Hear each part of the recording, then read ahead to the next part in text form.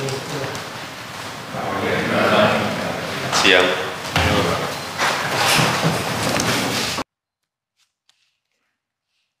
Bismillahirrahmanirrahim.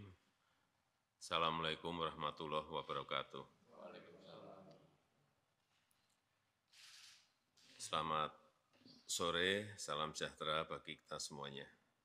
Bapak Ibu sekalian yang saya hormati, siang hari ini kita akan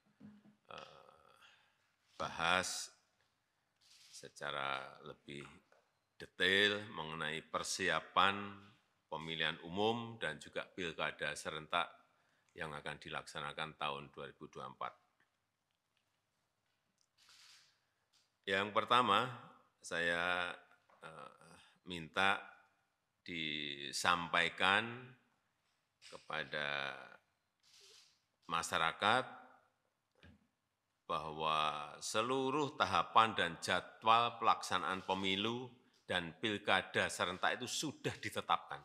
Saya kira sudah jelas, semuanya sudah tahu bahwa pemilu akan dilaksanakan 14 Februari 2024. Ini perlu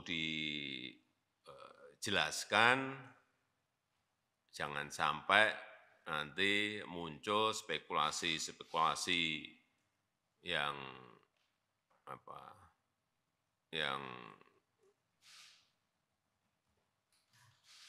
isunya beredar di masyarakat bahwa pemerintah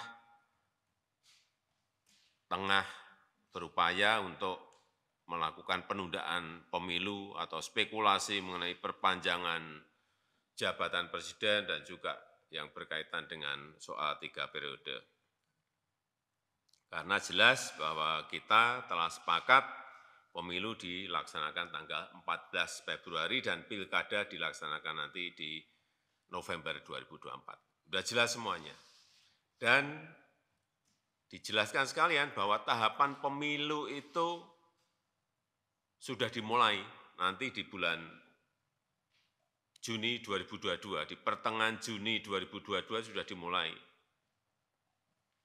Karena memang ketentuan undang-undangnya 20 bulan sebelum pemungutan suara. Yang kedua, 12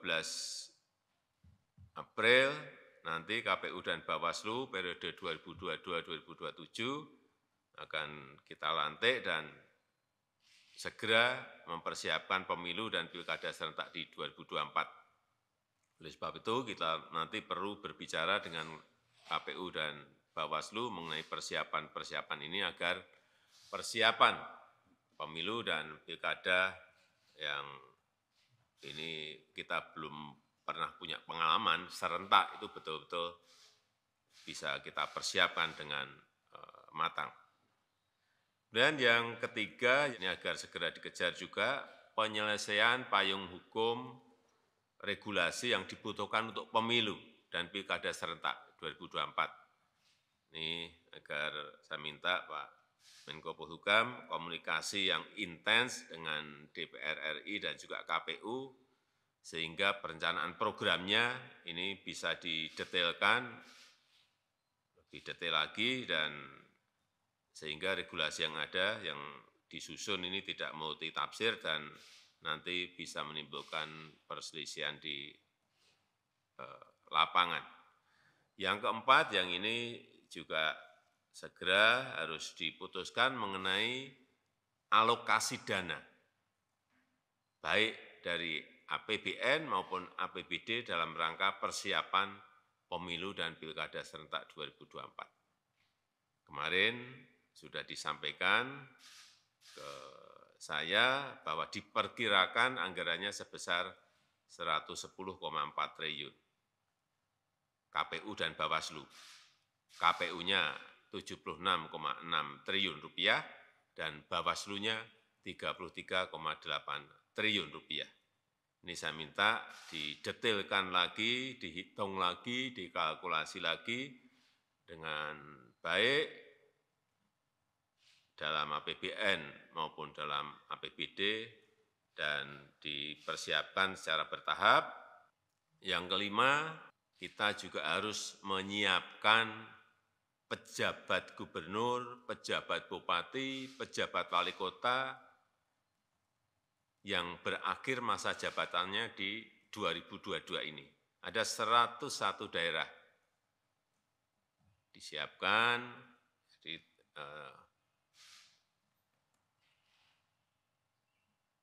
karena ada 7 gubernur, ada 76 bupati, dan ada 18 wali kota yang harus diisi.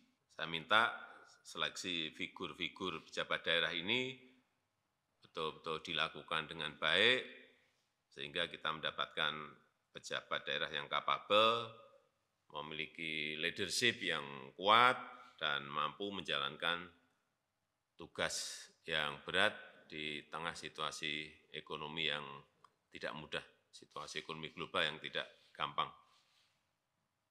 Agar nantinya penyiapan pemilu dan pilkada serentak tahun 2022 ini bisa berjalan dengan baik. Saya rasa itu yang bisa saya sampaikan, dan menjelang kontestasi politik ini biasanya suhu menghangat, itu biasa, tapi jangan sampai masyarakat terprovokasi oleh kepentingan-kepentingan politik yang tidak bermanfaat. Oleh sebab itu saya juga minta dilakukan edukasi, lakukan pendidikan politik yang masif kepada masyarakat, kepada para kontestan. Jangan membuat isu-isu politik yang tidak baik, terutama isu-isu politik identitas yang mengedepankan isu politik SARA. Saya kira kita memiliki pengalaman yang tidak baik di pemilu-pemilu sebelumnya. Kita harapkan ini tidak terjadi di 2024. Saya rasa itu yang bisa saya sampaikan pada kesempatan yang baik ini.